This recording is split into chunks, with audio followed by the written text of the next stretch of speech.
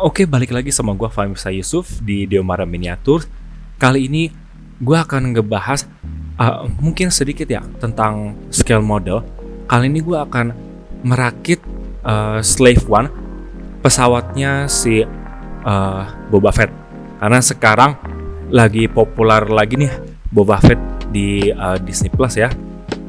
Dan kali ini gua menggunakan tools yang sangat sederhana untuk mencopot-copot part-partnya dari rangkaiannya. Gua menggunakan benda yang sangat sederhana sebenarnya, yaitu gunting kuku ya. Karena gua adanya gunting kuku.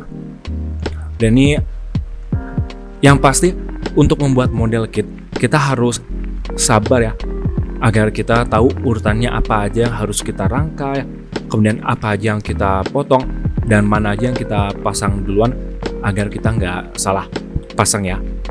Untuk tahap pengecatan sebenarnya awalnya gue ingin menggunakan airbrush, tapi saat ini gue sedang mengalami kendala karena airbrush gue tidak beroperasi dengan baik. Meskipun awalnya ini masih oke ketika gue menggunakan cat warna hijau, tapi lama-kelamaan setelah gue gunakan tampaknya ada yang menyumbat di mata spraynya ya. Tapi gue tetap melanjutkan sebisa mungkin. Dan di titik ini ketika gue sama sekali tidak bisa menggunakan airbrush, terpaksa gue harus menggunakan, ya betul, kuas. Kuas ini benar-benar alat favorit gue banget. Karena dengan kuas lu bisa ngecat semaunya lu dengan tekniknya lu. Yang ini sekarang gue lagi ngecat si Boba Fett-nya itu ukuran 1:144, itu sangat kecil dan gue sama sekali nggak punya kaca pembesar. Jadi untuk mini figurnya ini gue akan cat sebisa gue, tidak terlalu detail tapi seenggaknya mendekati warna yang real. Favorit gue dalam mengecat mini figure adalah detailnya.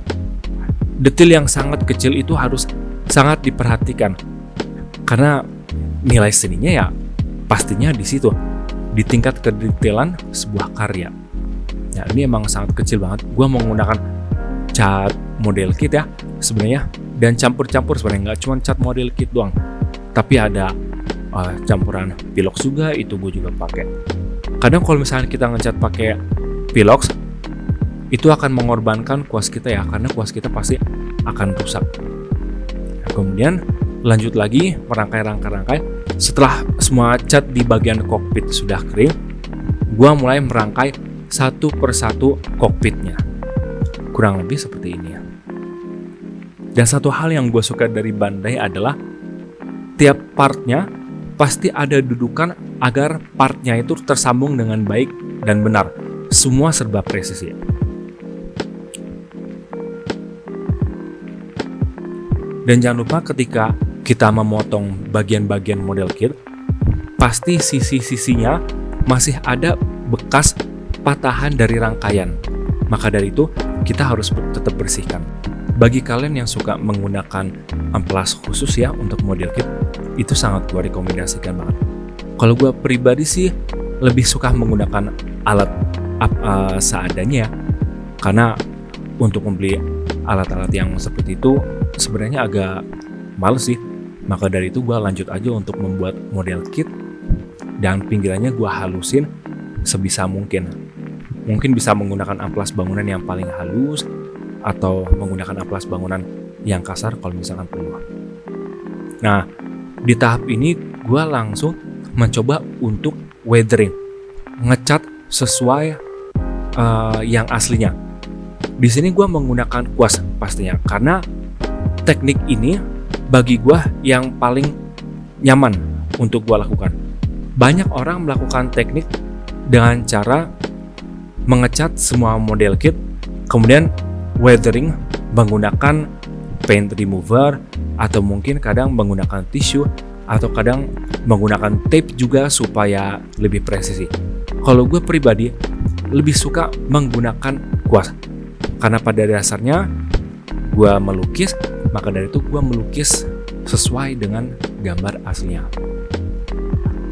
Di tahap ini kita harus berkali-kali melihat gambar realnya, karena kita pastinya nggak mau kan kalau misalkan kelihatan beda sangat signifikan. Kalau misalkan kelihatan beda sedikit mungkin nggak apa-apa, tapi kalau misalkan kelihatan beda sangat signifikan atau bedanya jauh banget, hal itu yang gue sangat hindari. Yang pastinya kombinasi cat untuk weathering ini adalah yang perlu kita ketahui. Kalau misalkan cat mobil, pasti ada warna material besinya, yaitu silver, kemudian warna cat premier, kemudian warna cat utama. Pastikan ketiga hal itu kalian aplikasikan ke sini. Tapi kalau misalkan gue persimpel, anggap saja warna yang gue weathering itu sudah menjadi warna yang terkelupas, maka dari itu jadilah seperti ini.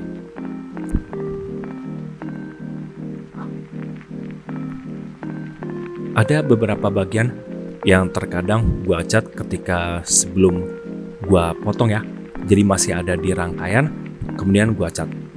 Di sini gua sekali lagi mencoba untuk mengecat model kitnya dengan airbrush ya. Berkali-kali gua coba, terkadang masih keluar dikit, tapi masih nggak selamat, jadi gua harus lagi-lagi menggunakan kuas. Gua bolak-balik menggunakan kuas besar, menggunakan kuas kecil, dan memastikan agar semuanya tetap detail.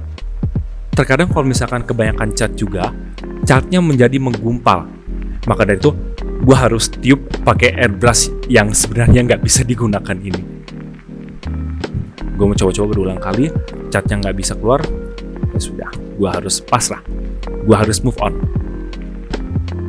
Dan bagian sini, setelah beberapa part yang gue cat menggunakan spray can ya, atau pilok samurai atau pilok apapun terserah, gue langsung memasang part itu satu persatu. Dan ingat ya, part yang sudah di spray paint itu harus kita tunggu sampai benar-benar kering, baru kita pasangin ke model kitnya.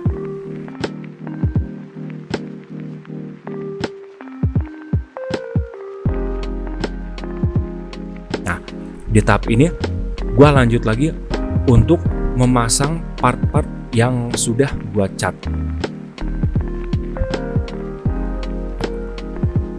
Satu persatu part-part kecil harus dipasang secara hati-hati. Dan ingat teman-teman, model kit pasti ada bagian kecil. Bagian kecil itu yang harus kita perhatikan, karena kalau misalkan bagian kecil itu tidak ada cadangannya, bisa jadi kita bakal menyesal seumur hidup lah ya kalau misalkan gua sebutkan.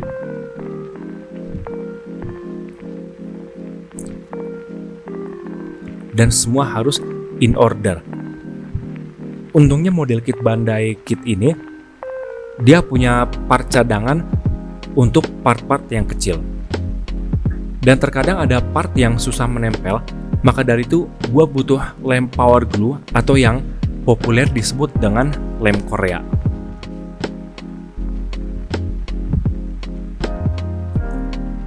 Terkadang gue masih suka bablas atau lupa part mana yang harus duluan dipasang.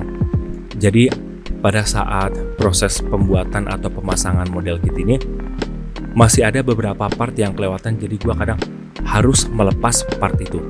Dan teman-teman harus ketahui, kalau part yang sudah terpasang terkadang itu sudah agak sulit untuk kita lepas lagi. Maka dari itu kita harus sangat berhati-hati dan tetap in order ya, berurutan. Gua terkadang menggunakan pulpen untuk weathering sudut-sudut yang sangat kecil. Di tahap ini, bagian sayap dan bodi dekat kokpit itu kelihatan banget garis-garis hitamnya, tapi nggak terlalu hitam, mungkin agak kecoklatan lah ya.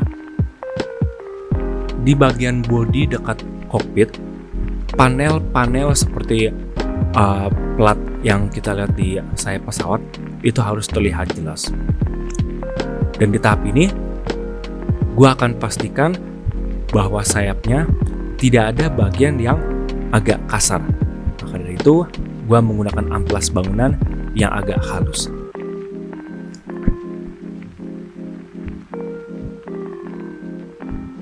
Dengan hati-hati, gue mengamplas dan kadang memotong bagian yang tidak perlu dan mengamplas ulang lagi. Setelah halus, baru gue memasang part-partnya.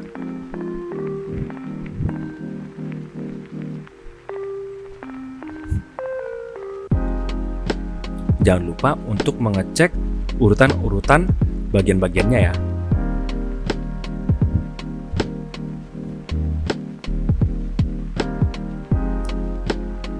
Dan pastikan bagian yang menekuk bisa menekuk dan bagian yang bisa memutar bisa memutar.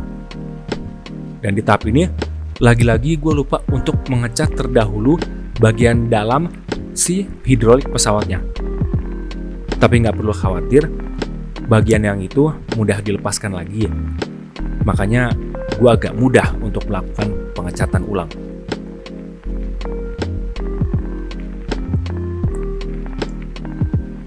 Kemudian di tahap selanjutnya, menggabungkan bagian-bagian besar menjadi satu kesatuan. Bagian per bagian gue tempel secara hati-hati, dan ingat harus secara berurut juga. Kalau misalnya ada part yang susah untuk menempel, mau tidak mau gunakanlah lem power glue. Tapi kalau untuk part yang nggak perlu menggunakan lem atau sudah kencang, nggak usah pakai lem lagi. Di tahap ini, gue melanjutkan weathering ke bagian body lainnya. Lagi-lagi gue menggunakan kuas. Ini adalah teknik favorit gue. Dan ingat, ketika weathering sesuai dengan contoh, kita harus meracik atau mencampur-campurkan cat agar warna catnya serupa dengan contoh. Sebenarnya di tahap ini gue pengen banget menggunakan airbrush gue, tapi apa daya airbrush gue mungkin mampet ya. Ini hint juga buat teman-teman, bagi yang punya airbrush, jangan lupa setelah dipakai itu harus dicuci lagi, oke? Agar tidak terjadi hal yang serupa dengan gue. Oke, ini sekarang gue udah weathering dan menggabungkan beberapa part. Ini dia the moment of truth.